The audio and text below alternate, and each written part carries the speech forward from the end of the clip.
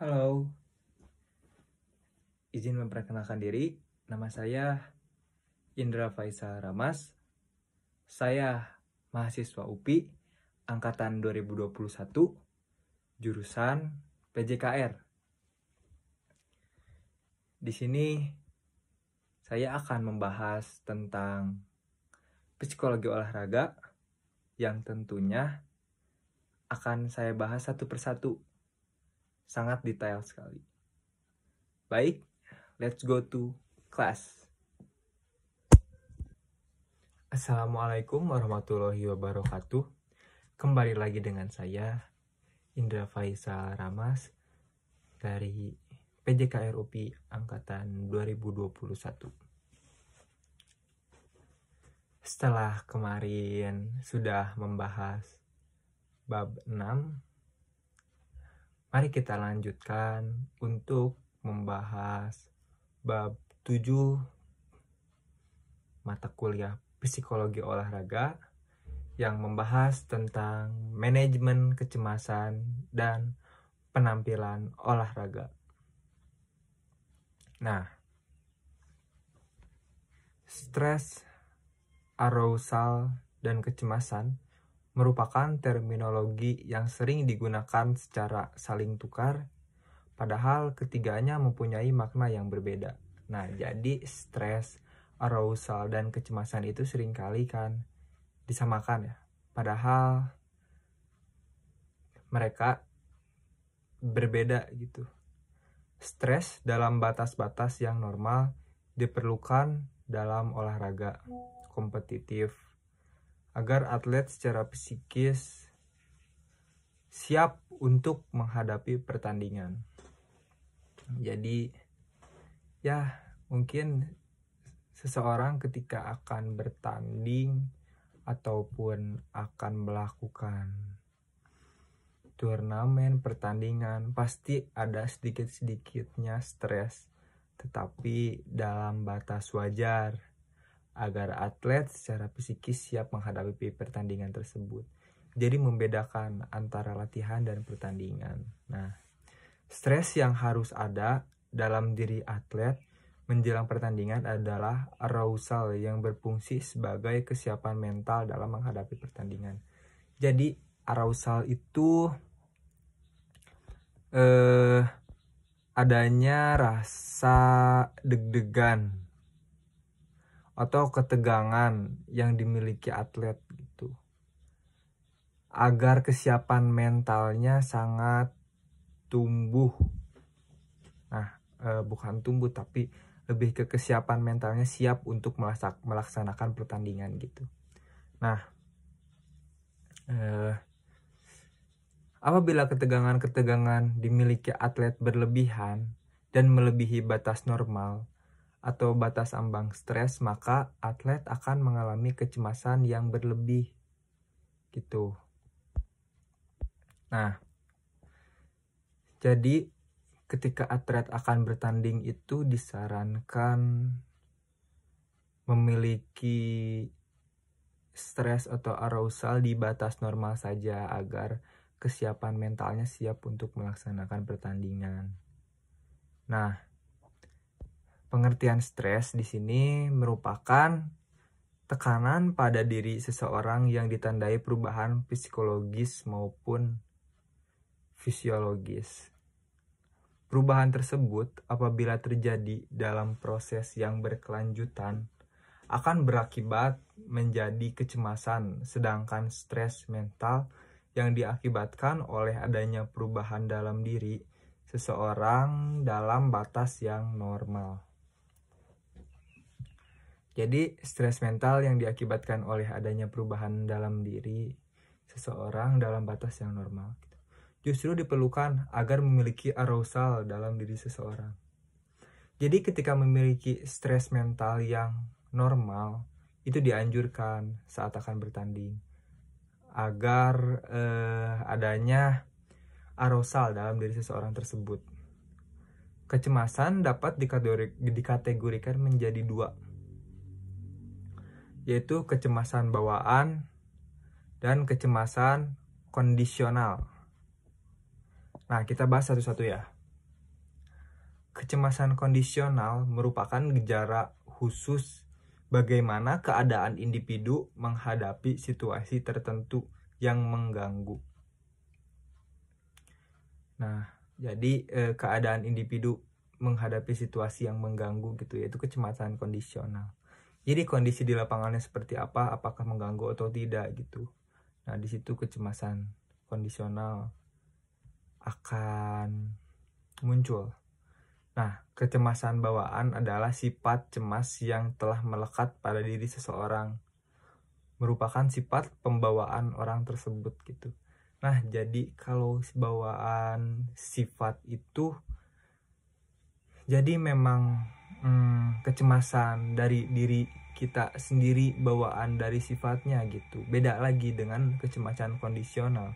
Kalau kondisional kan tadi bagaimana kondisi di lapangannya. Nah, kecemasan kondisional merupakan kecemasan yang terjadi secara temporer yang tercermin pada respon seseorang pada suatu situasi gitu. Kecemasan kondisional itu terlihat dari kondisi lingkungan setempatnya itu bagaimana gitu. Jadi ketika merespon, nah tercermin pada respon seseorang pada situasi tersebut gitu. Nah, ada dua sumber kecemasan, yaitu sumber yang bersifat situasional dan sumber personal. Kecemasan juga akan muncul yang bersumber dari dalam dan dari luar atlet gitu. Kecemasan itu dari dalam dan dari luar. Sumber dari dalam berarti kecemasan tersebut muncul dalam diri atlet itu sendiri. Kalau dari dalam, yang memang dari dalam diri atlet itu tersebut gitu. Nah, jadi ketika atlet tersebut melakukan pertandingan dan merasa cemas karena dirinya sendiri gitu, itu dari dalam. Nah, terus selanjutnya kalau dari luar bagaimana gitu. Sedangkan sumber dari luar berarti sumber kecemasan tersebut datang dari luar diri atlet. Pada umumnya, atlet yang mengalami kecemasan ditandai dengan beberapa gejala yang muncul. Gejala-gejala tersebut biasanya dalam bentuk perubahan secara fisik, psikis, dan perilaku. Nah, itu dia. Kecemasan akan mempengaruhi penampilan atlet dalam pertandingan, sudah jelas. Karena seharusnya ketika atlet bertanding itu fokus pada pertandingan untuk memenangkan pertandingannya. Tetapi kecemasan itu susah dihindari. Nah, ada beberapa teknik-teknik yang bisa kita terapkan gitu. Kecemasan menjelang pertandingan akan muncul pada diri atlet dan mempengaruhi penampilan atlet. Yang penting, kecemasan yang muncul ketika akan menghadapi pertandingan harus beralasan. Dalam menghadapi pertandingan, kecemasan yang beralasan umumnya berubah-ubah, yaitu sebelum, selama, dan mendekati akhir pertandingan. Sebelum pertandingan, kecemasan bisa naik. Selama pertandingan berlangsung, tingkat kecemasan biasanya menurun. Dan mendekati akhir pertandingan, tingkat kecemasan biasanya mulai naik kembali. Jadi tingkat kecemasan pada saat pertandingan itu naik turun. Nah, terutama jika skor pertandingan yang atau hanya berbeda sedikit saja gitu. Jadi ketika bermain pada saat pertandingan itu memiliki poin tipis atau saling kompetitif untuk susul menyusul poinnya. Nah, kecemasan akan cenderung naik.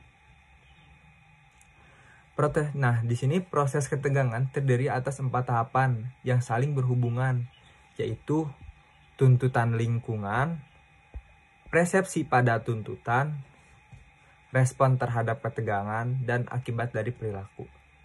Ada 2 teori yang biasanya digunakan untuk menjelaskan hubungan antara arousal, kecemasan dengan penampilan, yaitu teori dorongan yang dikembangkan oleh Hulse tahun 1943.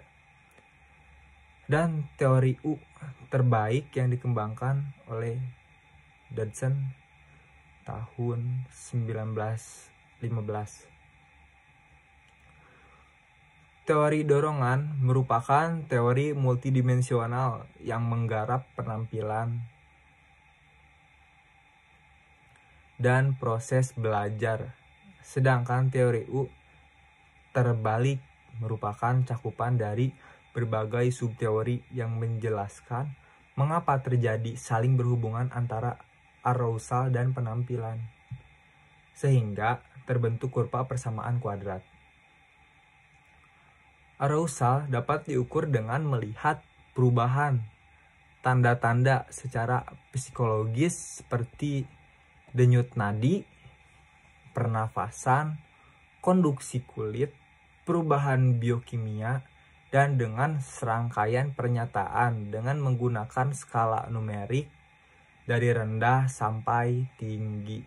Nah, itu arousal dapat diukur.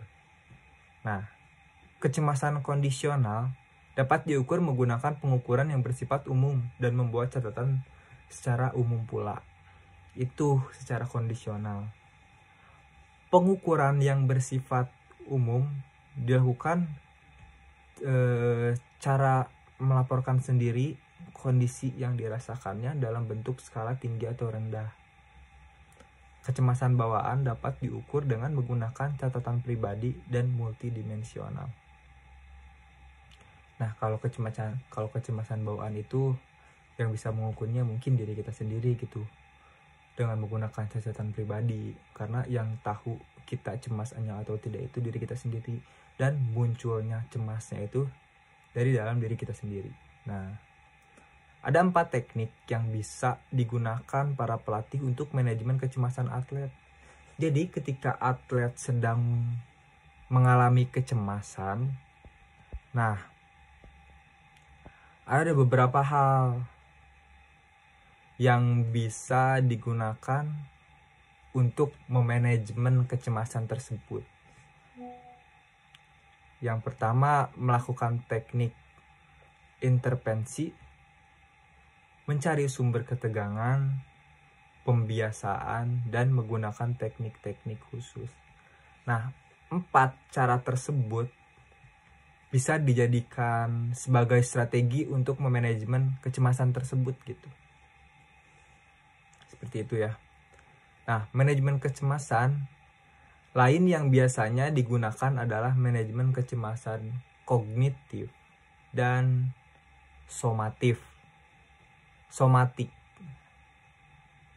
Ada 2 teknik manajemen kecemasan kognitif, yaitu teknik menghentikan pikiran dan membuat kerangka ulang.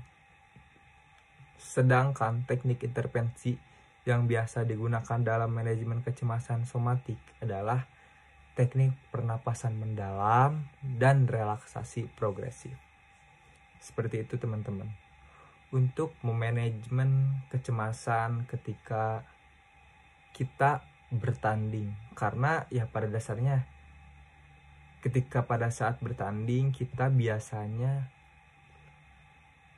mengalami rasa kecemasan, tetapi ketika kita memiliki rasa kecemasan yang tidak berlebihan, justru itu bagus karena kesiapan mental dan arousal di situ akan berfungsi pada saat bertanding gitu. Mungkin segitu saja penjelasan dari saya tentang bab 7 tentang manajemen kecemasan dan penampilan olahraga. Jadi kecemasan itu sangat mempengaruhi atlet. Baik, saya Indra Faisal Ramas pamit undur diri. Mohon maaf bila ada salah kata. Wabillahi taufiq wal hidayah. Wassalamualaikum warahmatullahi wabarakatuh.